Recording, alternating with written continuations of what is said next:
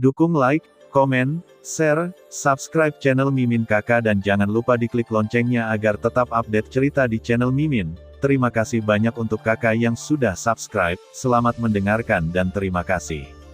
Saat mereka terus masuk lebih dalam, hampir di sekelilingnya ada badai raksasa, badai yang bisa bolak-balik melalui kekuatan penghancur, dan kawanan meteorit yang tak terhitung jumlahnya bukan lagi sesuatu yang bisa didatangi oleh pembangkit tenaga listrik biasa. Jika tidak ada dewa tua untuk masuk, tempat ini tidak akan mudah. Bagi kebanyakan orang, tempat ini lebih mengerikan daripada neraka, dan bahtera biasa tidak dapat menahannya. Dengan kekuatan sobek seperti itu, kekuatannya tidak cukup, dan akan langsung terkoyak. Setelah sedikit mengerang, klon Yuan Shen keluar dari pemisahan anti-inflamasi, dan sekarang alam leluhur klon Yuan Shen, meskipun ada beberapa peningkatan, tetapi masih jauh dari cukup. Soul klon Yuan Shen runtuh, dan sebenarnya sedikit keluar dari penghalang dewa kuno, dalam badai kekosongan dan kelompok meteorit yang menakutkan ini adalah tempat yang baik untuk memperbaiki tubuh. Ye Beijing juga sedikit mengangguk setuju, tetapi semua orang di tim Dreadnought sedikit tercengang. Badai seperti itu, apalagi memurnikan tubuh, bahkan pertempuran tertawa terkuat dalam daging, jika pergi ke penghalang dewa kuno, itu bisa dicabik-cabik dalam sekejap, bahkan jika itu bisa menahannya. Tapi setengah batang dupa, Xiao Zhan dan Xiao Shao telah pergi berlatih. Ini adalah kesempatan bagus jika Anda ingin membalas dendam, Anda harus membunuhnya. Kemudian, Ye Beijing sudah mengenal semua orang di tim Dreadnought, dan mengetahui nama mereka dengan jelas. Ye Beijing segera tersenyum dan menyindir, mata Xiao Zhan menjadi serius ketika mendengar ini. Segera menepuk dadanya, untuk kematian Xiao Shao, saya benar-benar harus menjadi lebih kuat, untuk membantu Xiao Shao menyerbu ke dalam pertempuran. Sejak masa benua Doudi, Xiao Zhan adalah yang paling kuat di tim, hampir setiap pertempuran, dia bergegas ke depan. Sejak tim Dreadnought secara tragis musnah di kejuaraan dunia 10.000, Xiao Zhan sudah lama tidak mengalami pertempuran seperti itu, dan itu sebenarnya adalah berkah yang dibutuhkan. Dia, seperti orang lain, juga berharap untuk menjadi kuat dan bisa bertarung berdampingan dengan Xiao Yan.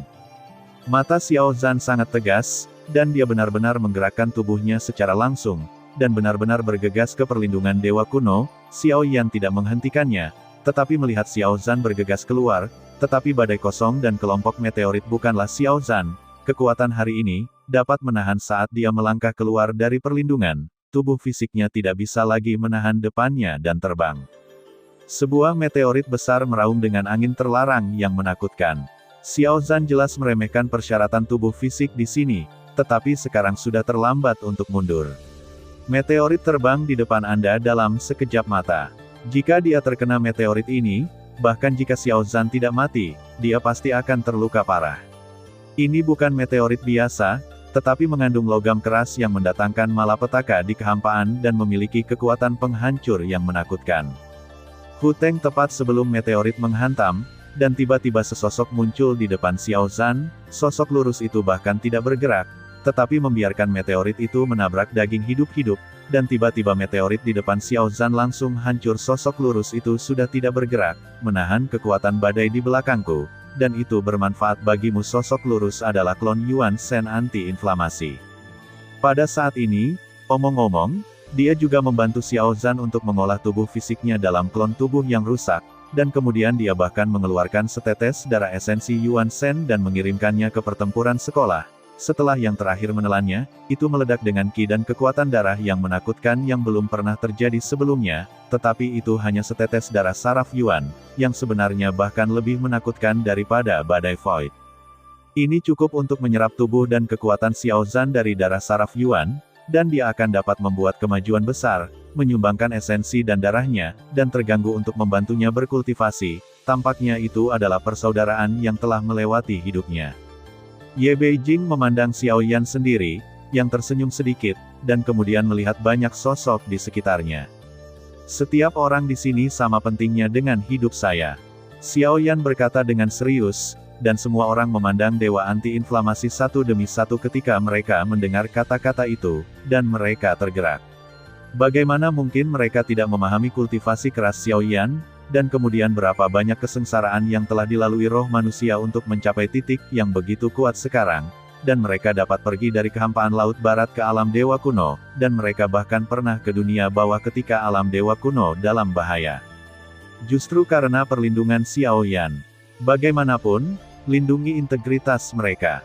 Terlepas dari setelah Xiao Zhan bergegas keluar, Long Yi juga yang melakukannya, dan keluar dari perlindungan ini, kekuatan fisik Long Yi bahkan lebih kuat dari yang dibayangkan Xiao Yan, dan tubuhnya bolak-balik melewati badai, dan bahkan menghancurkan semua meteorit yang menyerang. Long Yi dibandingkan dengan Xiao Yan sebelumnya menoleh untuk melihat Long Yi dan tersenyum, yang terakhir mendengar ini, menunjukkan senyum hangat, seperti ini, ayah, jangan biarkan aku memiliki dua sosok, dan kemudian bergegas ke badai, terus-menerus menabrak meteorit, lebih dari siapa yang menghancurkannya, para dewa kuno masih maju. Dilihat dari peta, itu tidak jauh dari lokasi zona misterius, dan roh api menjadi waspada, dan kekuatan jiwa dipancarkan sebanyak mungkin untuk mencegah mutasi di sekitarnya. Bagaimanapun, Permaisuri mengatakan bahwa mereka yang datang ke daerah misterius, selain orang-orang kuat dari nafas ilahi, ada juga orang-orang kuat dari dunia luar, dan makhluk-makhluk ini dapat datang ke sini tetapi mereka tidak akan kuat di suatu tempat di badai kosong dan kelompok meteorit ini. Tampaknya ada ruang hampa di sini, dan meteorit besar ditangguhkan, tetapi meteorit ini tidak berdampak, mereka ditangguhkan dengan lembut. Di antara mereka, jika Anda melihat lebih dekat, ada beberapa sosok yang duduk di masing-masing meteorit ini, yang jumlahnya bervariasi, ada yang selusin orang, dan ada yang hanya satu orang. Di depan balok meteorit ini, ada pusaran samar ketiadaan, yang terlihat penuh dengan sosok dan bahaya. Angka-angka pada meteorit ini semuanya memancarkan atmosfer yang baik. Meskipun kebanyakan dari mereka abadi, ada banyak orang kuat yang menyembunyikan aura sejati mereka, dan blokade belum dicabut, berapa lama waktu yang dibutuhkan. Simpul itu duduk bersila di atas meteorit, tanpa niat sedikit pun untuk bergerak. Jelas, jika Anda ingin memasuki pusaran ketiadaan, Anda harus menjadi yang pertama menerobos blokadenya, tetapi mereka tidak mau mengambil inisiatif. Semua orang ada di sini untuk memasukinya, jadi lebih baik bekerja sama, mematahkan blokade, dan terus mengkonsumsi, dan tidak ada gunanya ini. Kemudian seseorang membuka mulutnya dan berteriak, menunjukkan kekuatan, dan suara itu menyebar kemana-mana, dan setelah suara itu jatuh, tidak ada yang menjawab. Itu adalah seorang pria yang berbicara, dan ada dua wanita di sampingnya, tetapi tidak ada yang menjawab, dan segera berinisiatif untuk berdiri dan sedikit ke dalam pusaran air. Di depan di run yang lebih rendah, Anda dapat memiliki pria kuat yang bersedia berteman dengan saya untuk mematahkannya, dan setelah memasukinya, masing-masing mengambil apa yang dia butuhkan, bagaimana menamai pria run, memancarkan aura agung. Dia memiliki tubuh yang lurus, meskipun dia berbicara dengan rendah hati, tetapi matanya cukup bangga, bagaimanapun juga, kekuatannya adalah keabadian para dewa, dan jika dia bisa mencapai keabadian para dewa di tingkat pertama, dia sudah menjadi pembangkit tenaga listrik teratas. Terima kasih sudah mendengarkan kakak, semua cerita sudah Mimin simpan di playlist supaya bisa kakak ikuti. Bila suka cerita Mimin jangan lupa subscribe channel Mimin dan share channel Mimin ke seluruh penjuru benua. Terima kasih.